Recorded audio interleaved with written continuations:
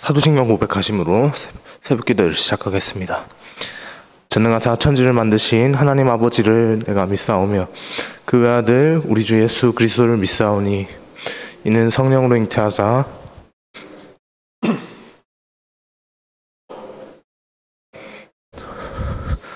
장사한 지 사흘 만에 죽은 자 가운데서 다시 살아나시며 하늘에 오르사 전능하신 하나님 우편에 앉아 계시다가 저리로서 산자와 심판하러 오시리라. 성령을 믿사오며 거룩한 공회와 성도가 서로 교통하는 것과 죄를 사하여 주시는 것과 몸이 다시 사는 것과 영원히 사는 것을 믿사옵나이다. 아멘. 찬송가 425장 찬양하겠습니다.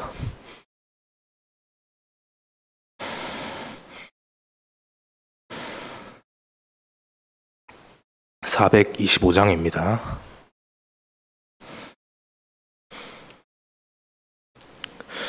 주님의 뜻을 이루소서. 고요한 중에 기다리니 진흙과 같은 날 빚으사 만드소서. 주님의 뜻을 이루소서. 엎드리니 나의 맘속을 살피시사 눈보다 희게 하옵소서. 주님의 뜻을 이루소서. 병들어 몸이 피곤할 때 권능의 손을 내게 펴사 강건케 하여 주옵소서. 주님의 뜻을 이루소서. 온전히 나를 주장하사 주님과 함께 동행함을 만민이 알게 하옵소서. 아멘.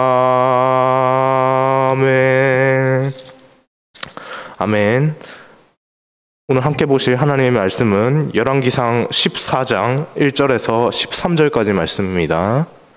열왕기상 14장 1절에서 13절까지 말씀 함께 보겠습니다.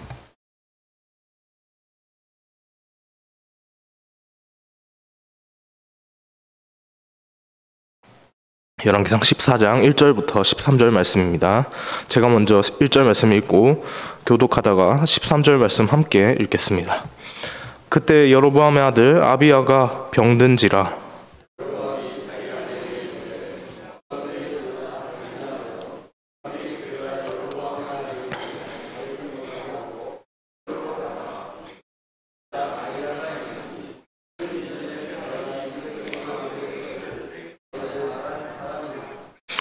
그대의 손에 떡 10개와 과자와 꿀 한 병을 가지고 그에게로 가라.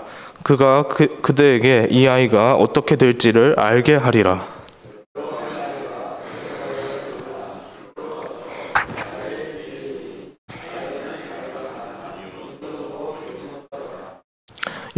여호와께서 아이야에게 이르시되 여로보암의 아내가 자기 아들이 병들었으므로 내게 물으러 오나니 너는 이러이러하게 대답하라. 그가 들어올 때 다른 사람인 채 함이니라.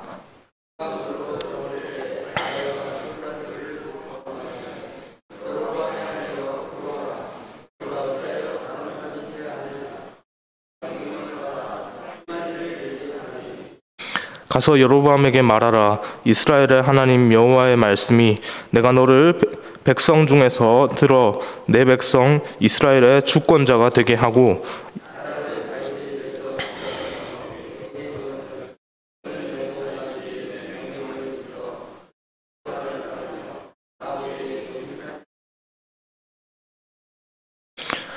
내 이전 사람들보다 더 더 악을 행하고 가서 너를 위하여 다른 신을 만들며 우상을 부어 만들어 나를 노엽게 하고 나를 내 등 뒤에 버렸도다.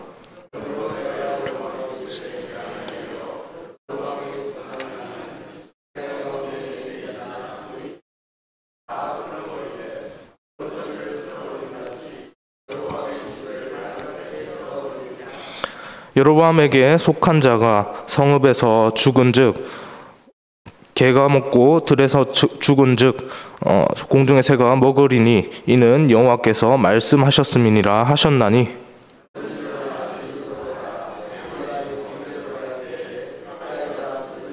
13절 말씀 함께 읽겠습니다. 온 이스라엘이 그를 위하여 슬퍼하며 장사하려니와 여로보암에 속한 자는 오직 이 아이가만 묘실에 들어가니 이는 여로보암의 집 가운데 그가 이스라엘의 하나님 여호와를 행하여 선한 뜻을 품었음이니라. 아멘. 성도님들, 늦어서 죄송합니다. 네, 성도님들, 자녀를 가진 부모 입장에서 가장 아픈 일이 있다면 무슨 일이라고 생각이 되십니까? 자녀를 가진 부모의 입장에서 가장 아픈 일이 벌어지는 상황이 있다면 무슨 일일까요? 그것은 바로 사랑하는 내 자녀가 아픈 일이 아닐까 그렇게 생각이 드는데요. 그런 일이 일어났을 때 부모들의 마음이 어떻습니까? 어떤 마음이 듭니까? 차라리 내가 아팠으면 하는 그런 마음이지 않을까라는 그런 생각이 듭니다. 그렇게 자녀가 아픈 상황에서 자녀를 향한 너무나도 절절한 그 부모의 사랑이 절정에 다다르지 않나 그렇게 생각이 드는데요.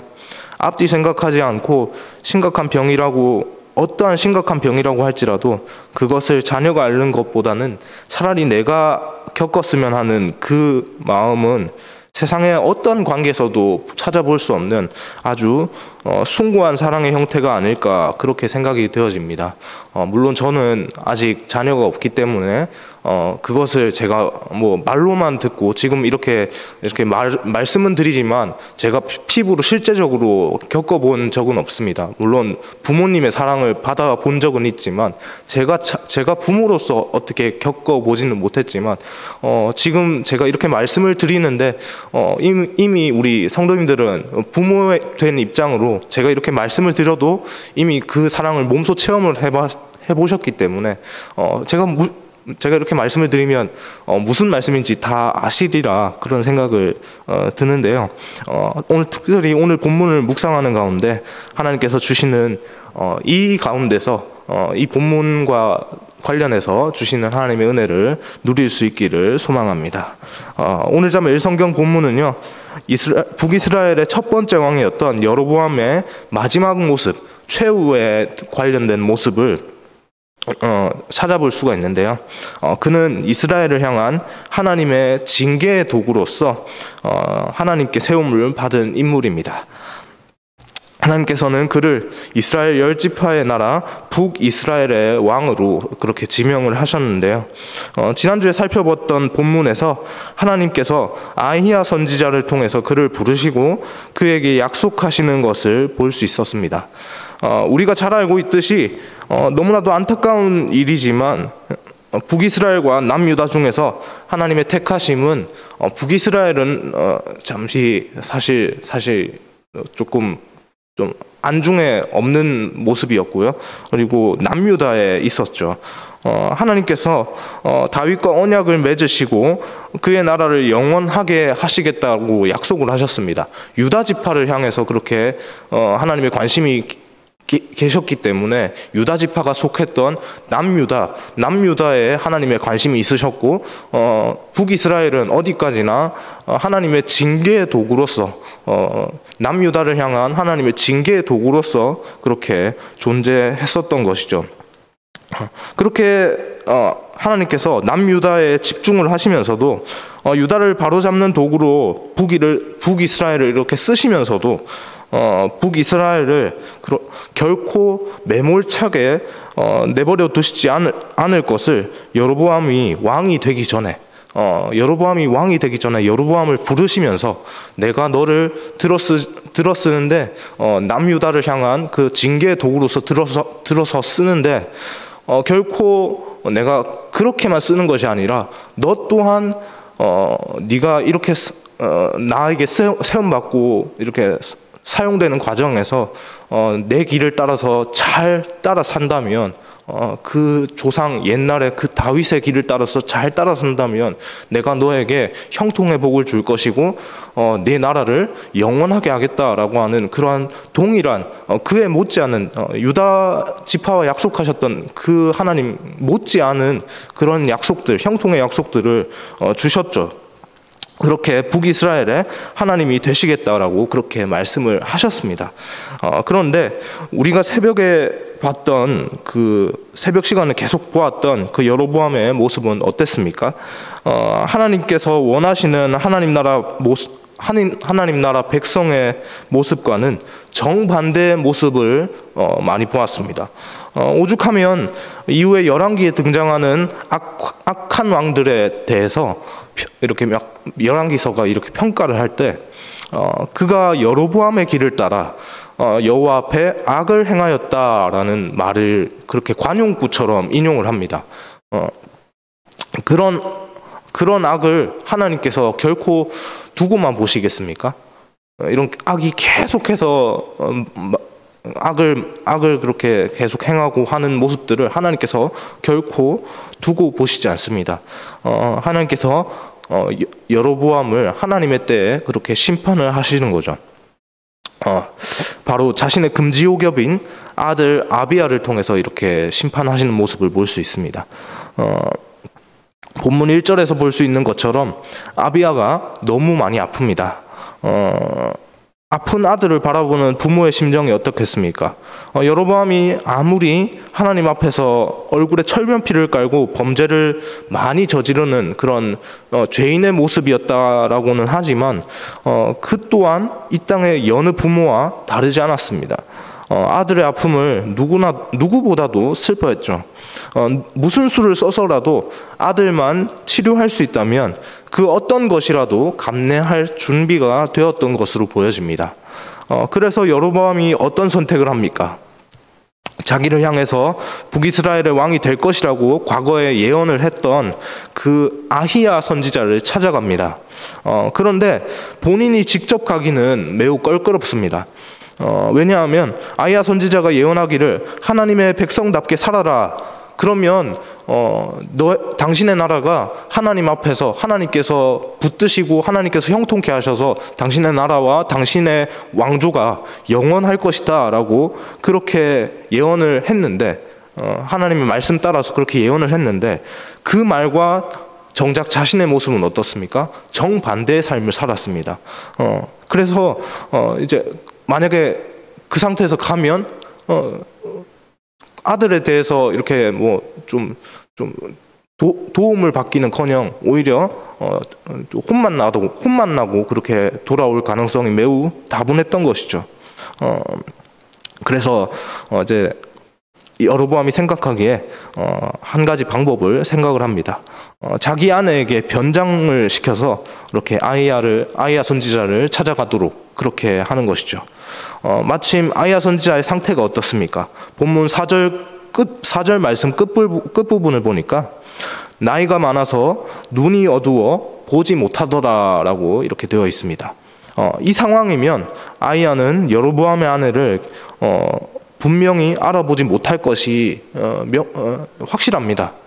이런 확실한 상황 속에서 여로보암은 아히야를 향해서 이렇게 자신의 아내를 이렇게 변장을 시켜서 이렇게 보내는 것이죠. 이때 하나님께서 아히야 선지자에게 나타나셨죠.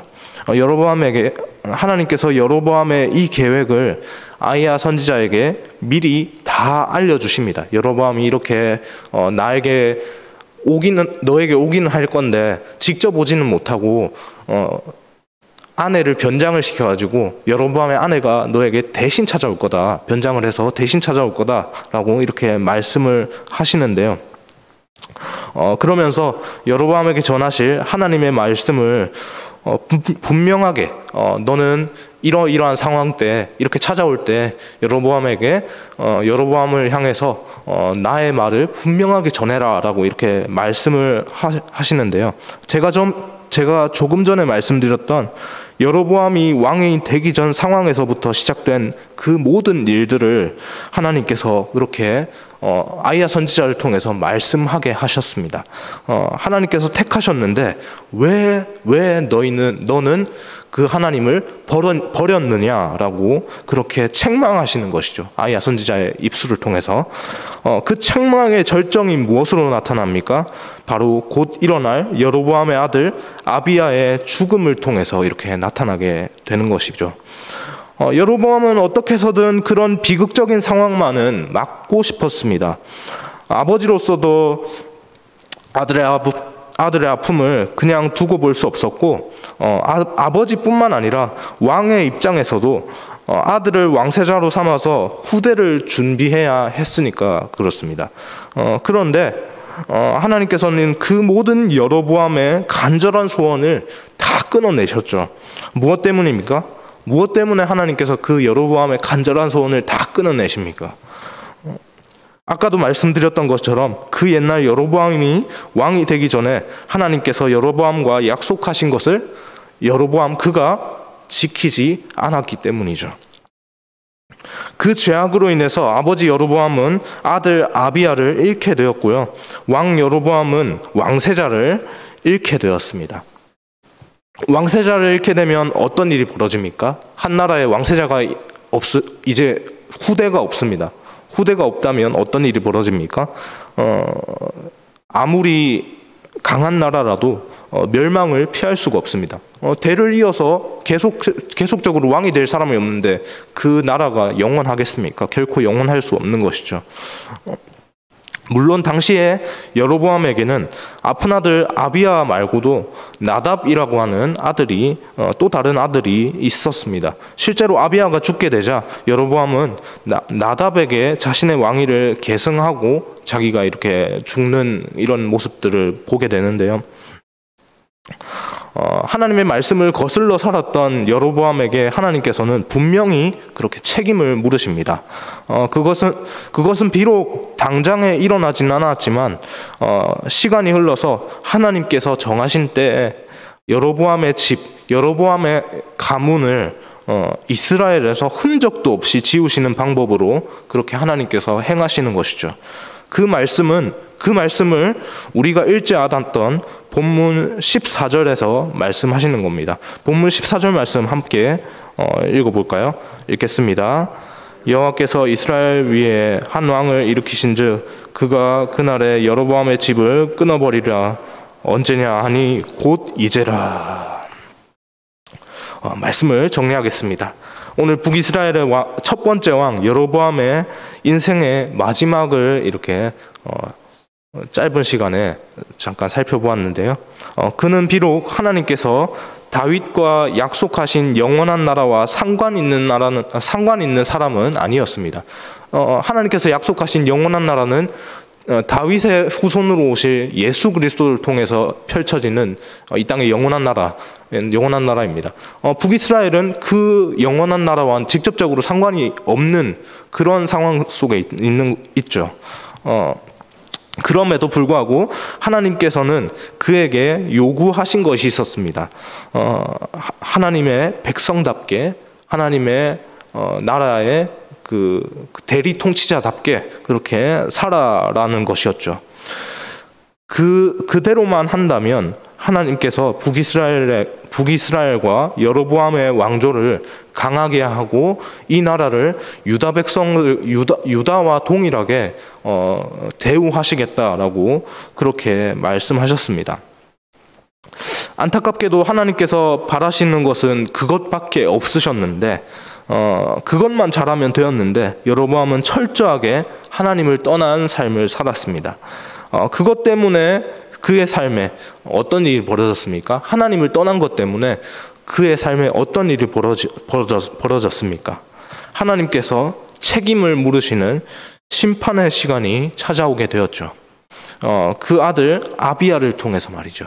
아픈 아들의 그 비극적인 모습을 통해서 아버지의 그 모습으로 또 왕의 모습으로 굉장히 비극적인 모습을 보게 되는 겁니다.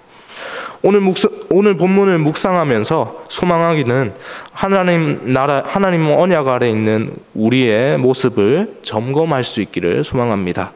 하나님 백성답게 하나님의 아들 딸답게 살고 있는지를 더 늦기 전에 우리가 계속해서 인생의 순간순간마다 매 순간순간마다 우리의 모습들을 돌아보고 하나님께 잘못한 부분, 우리가 잘못 가고 있는 부분이 있다면 하나님께 돌이켜서 그렇게 하나님께 은혜를 구하며 나아가는 이런 모습들이 우리 가운데 있기를 주님의 이름으로 소망합니다. 기도하겠습니다. 사랑해 주님, 감사합니다. 하나님, 우리가 여로보암의 최후를 살펴보았습니다. 하나님께서 그에게 바라셨던 것은 다른 것이 아니라 하나님의 백성답게 하나님 나라의 대리통치자답게 그렇게 마땅한 모습으로 하나님께 순종하는 모습으로 살라는 것이었는데, 하나님, 여로보암의 모습은 그렇게 살아내지 못했던 것을 우리가 이 시간 살펴보았습니다. 하나님, 이것을 통해서 하나님 우리에게 하나님 말씀하시는 것을 분명하게 이 시간 알 수 있는 은혜가 있게 하여 주옵소서. 하나님, 특별히 우리의 마음이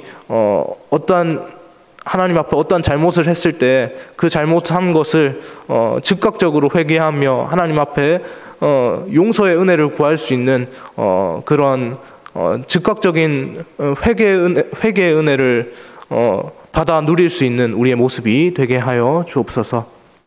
하나님, 그 은혜를 우리에게 주신 분이 또한 우리를 너무나도 사랑하시는 하나님이시라는 것을, 아버지 하나님이시라는 것을 우리가 기억할 수 있게 하여 주시고, 하나님께서 베푸신 그 회개의 은혜를 잊지 않고 받아서 즉각 바로 누릴 수 있는 우리의 모습이 다 될 수 있도록 인도하여 주옵소서. 하나님, 특별히 오늘 또 이 자리에서 노예 행사가 개최가 됩니다. 아버지, 있을 노예 가운데 하나님께서 이끄시고 하나님께서 자정하셔서 그 노예가 기쁜 노예로, 은혜로운 노예로 아름답게 개최될 수 있도록 하나님 처음과 끝을 붙잡아 주옵소서. 하나님, 감사합니다. 하나님의 은혜를 구하며 이 모든 말씀 살아계신 예수님의 이름으로 기도합니다. 아멘.